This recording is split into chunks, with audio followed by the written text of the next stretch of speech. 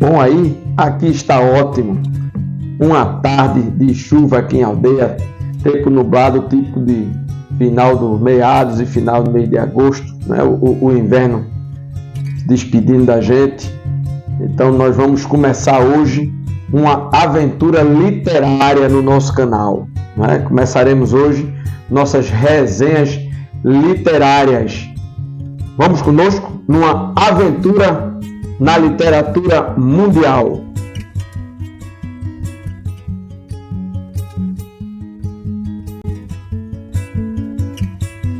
Então, a nossa aldeia literária, a nossa resenha no canal, ela vai começar hoje e é uma seção do nosso canal que tem a intenção de apresentar comentários sobre livros, os livros que eu acabo lendo, livros da literatura clássica, né, literatura clássica internacional e nacional também, e que eu entendo que são interessantes para a gente trazer aos nossos seguidores alguns aspectos dessas obras, né? Aspectos esses assim que muitas vezes passam despercebidos durante uma leitura inicial ou até uma leitura despretensiosa, né? Se a gente não lê com esse foco de procurar os aspectos mais importantes, isso acaba passando quando a gente lê um romance, uma novela, um conto, coisa nesse sentido, né? Então, são livros que foram de meu interesse e que vocês também, nossos seguidores, vocês podem nos indicar a literatura também para a gente fazer esse trabalho da resenha, né? Alguns desses livros clássicos que nós vamos abordar aqui, eles foram transportados para a tela grande, para o cinema, né? E foram filmes de muito sucesso. Alguns filmes que se apegam mais à ficção e outros filmes que, de acordo com a obra que foi transposta para o cinema, filmes de natureza mais filosófica, ok? Mas nós traremos sempre, de início, nessas resenhas, uma biografia básica dos autores e as circunstâncias em que a obra foi escrita para o melhor entendimento do enredo. Vamos lá? Vamos começar nossa aventura literária. Para darmos início às nossas resenhas, né? Nossas análises literárias, nossa aventura literária, como já foi dito, né? Na nossa aldeia, nós vamos começar hoje com um clássico da literatura mundial chamado Moby Dick, né? Quem é da minha idade, um pouquinho mais velho do que eu, talvez um pouquinho mais novo, já ouviu muito falar de Moby Dick, né? E o exemplar de Moby Dick que nós vamos tratar aqui, o que foi lido, né? E aqui está o cetáceo, a baleia. O exemplar de Moby Dick é este aqui, foi editado pela Nova Cultural em 2002, com a tradução de Périx Eugênio da Silva Ramos. Moby Dick é uma obra originariamente editada em língua inglesa, porque é de um escritor americano chamado Herman Melville. E Melville, ele nasceu em 1819 em Nova York, né, Estados Unidos, e viveu até 1891, né? Melville foi um poeta, foi um ensaísta, um escritor. E a obra mais famosa deste autor foi justamente Moby Dick. Moby Dick foi a obra mais famosa dele, mundialmente conhecida, não é? E Melville escreveu Moby Dick quando ele morava numa fazenda no estado de Massachusetts, nos Estados Unidos. E esta obra ela foi inspirada nas diversas viagens oceânicas que o autor fez durante o século XIX, principalmente quando ele embarcou em 1841 no navio baleeiro, né? E nesse navio baleeiro ele ficou a bordo por 18 meses. A atividade de caça à baleia ela era muito forte no século XIX. Obviamente que se algum dos nossos inscritos tem alguma ideia de como era feito isso, de uma maneira mais moderna, Estamos falando de uma época mais precária nesse sentido, não havia tecnologia que acabou alcançando essa atividade, que hoje já não é mais uma atividade permitida ou atividade muito restrita, não é?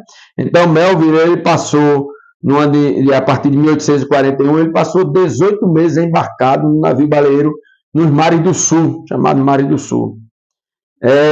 Melville, segundo Albert Camus, um famoso escritor e filósofo francês, Albert Camus o designava de o Homero do Oceano Pacífico, pela característica com a qual ele descreveu esta obra, né, de uma maneira assim, bem parecida com a obra de Homero, que também descreve uma viagem, né, aquela viagem de retorno pelos mares até a sua casa após as sangrentas batalhas das quais Homero tomou parte. Então, a Odisseia, né, que Homero escreveu, Albert Camus ele compara, nas devidas proporções, a obra de Melville, principalmente Moby Dick, e o considera o precursor do existencialismo, que é uma corrente filosófica que enfatiza as questões das liberdades individuais, as escolhas e as responsabilidades por essas escolhas. Isso fica muito claro também em Moby Dick, essa nuance, né, existencialista que é característica da obra de Herman Melville. Então, Moby Dick foi publicado em 1851 e é considerado uma das obras mais importantes da literatura clássica ocidental. Moby Dick aborda a relação destrutiva entre o homem e a natureza, né? Isso por uma ideia fixa que havia no capitão do barco baleeiro de matar justamente o cetáceo chamado de Moby Dick, conhecido por Moby Dick.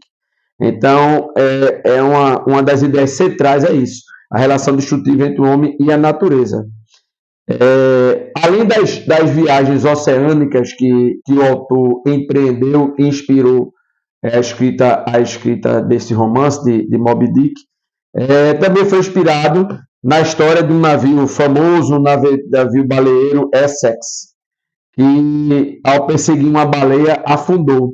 E também a história muito clássica à época de uma baleia branca que frequentava os mares chilenos e que se defendia dos navios com muita ferocidade. Então, Melville, com aquele universo do que ele já tinha vivido a bordo de um navio baleeiro, né, de caça à baleia e das diversas viagens oceânicas que ele fez, e com base também nas histórias que chegavam das aventuras do Essex e do cachalote branco, da baleia branca nos mares chilenos, ele se inspirou para escrever Moby Dick, que é uma história narrada por um jovem marinheiro, aliás, chamado Ismael, que embarca em Nantucket, no leste dos Estados Unidos. Esses lugares realmente existem e eram lugares no leste dos Estados Unidos, já mais para cima, naquela região mais temperada, já chegando para o Canadá. Eram regiões onde havia estaleiros e muitos estaleiros de barco de caça à baleia. Então, Ismael ele embarca num navio baleeiro chamado Pecô, e ele embarca junto com um companheiro, Keg, que é um arpoador nativo da Nova Zelândia, que decidiu viajar para aprender com os cristãos, com a cultura cristã. Keg ele era um nativo da Nova Zelândia, mas fazia parte da nobreza, então ele traz toda aquela questão cultural e religiosa nativa daquela região e começa a haver a comparação e o choque com o cristianismo nos diversos diálogos que ele tem na convivência com Ismael, né? Esse navio, o navio baleeiro Pecô, é comandado pelo capitão Acabe, que é mais ou menos uma adaptação de Ahab, que é o Ahab, A-H-A-B, no original de Melville. Nessa tradução, o tradutor ele transformou o capitão Ahab em Acabe. Ahab, que é o nome bíblico, assim como Ismael também. Isso tem tudo uma relação com a religiosidade, esse ponto aí do livro. Não é? O Pecô, auxiliando o capitão Acabe, tem 3 imediatos. O primeiro imediato, Starbuck, é um homem assim dos mais equilibrados e que chega a se contrapor com o capitão Acabe. O segundo imediato, que é Stubb, e o terceiro imediato, que é Flask. Os imediatos são aqueles auxiliares diretos do capitão no navio que podem, numa eventualidade ou na rotina mesmo, assumir o comando da embarcação por alguma necessidade, se o capitão não puder fazê-lo, ok? Então são homens de confiança e que deveriam gozar, inclusive, da convivência privada com o capitão da embarcação.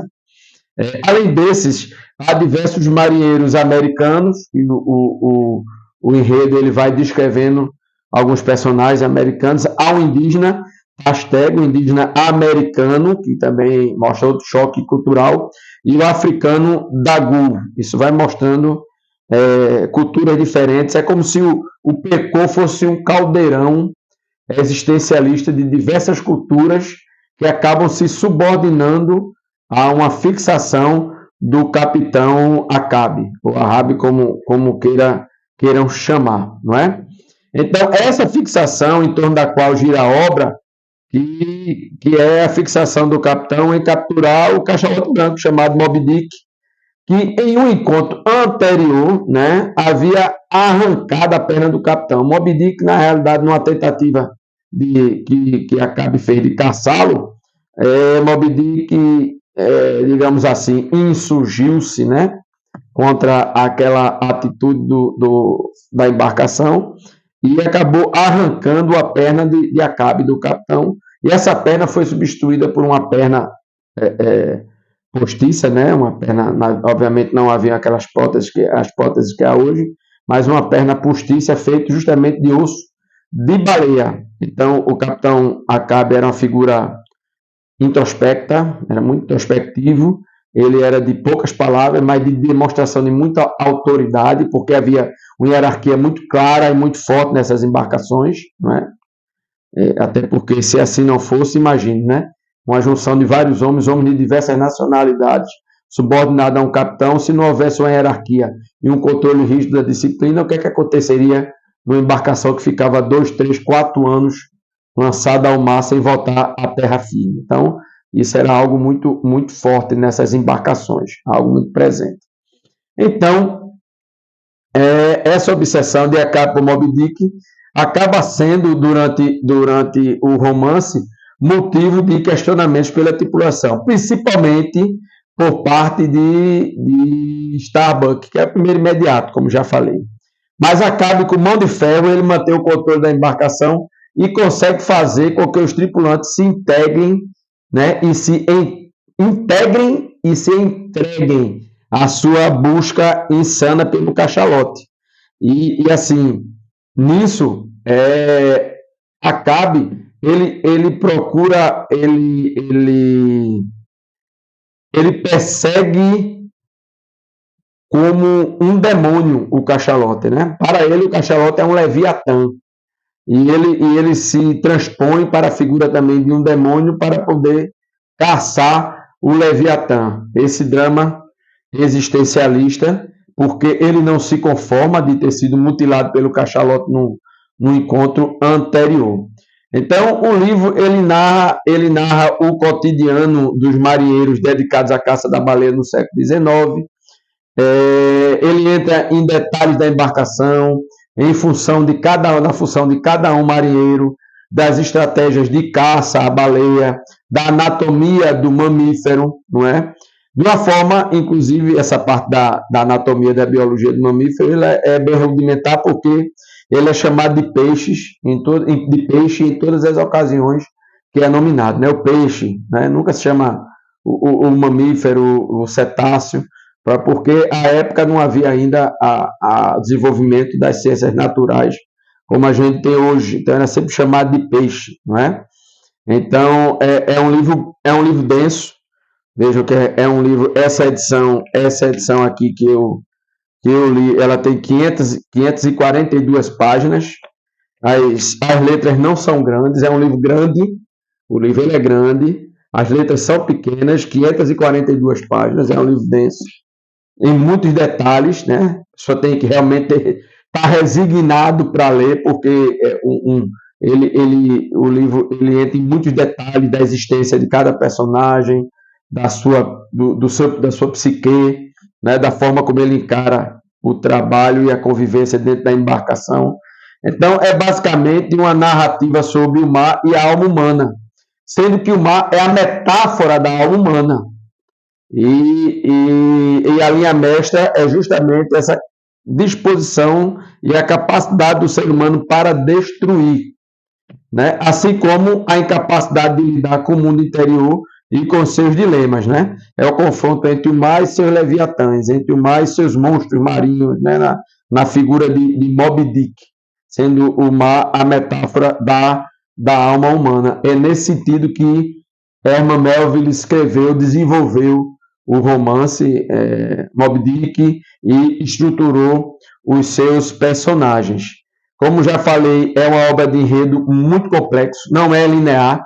Você não começa por um caminho e vai por aquele caminho linearmente, não. Ele deriva em vários momentos para diversos aspectos, somente da psicologia e da estruturação dos personagens, da vivência, da interação entre os personagens e até mesmo da ciência naval, né, da caça à baleia da época e também da anatomia dos cetáceos, né, como já falei, né? Esse enredo monta uma ficção em que Moby Dick ele resvala no fantástico, ele quase que chega no realismo fantástico, né? Que esse realismo fantástico que foi muito comparando para algo mais moderno, mas já antigo, aquele realismo fantástico de algumas novelas brasileiras, principalmente as novelas de Dias Gomes. Um exemplo, com certeza, foi Saramandaia, para quem lembra disso. Então, Moby Dick ele resvala nesse estilo do realismo fantástico, né? Com algum clima religioso, não é? Na parte ficcional. Na parte que a gente pode estruturar como não ficcional, Moby Dick aborda simplesmente a ciência que havia naquela época das baleias e o então muito lucrativo negócio de caça àquele mamífero, não é? Mas assim,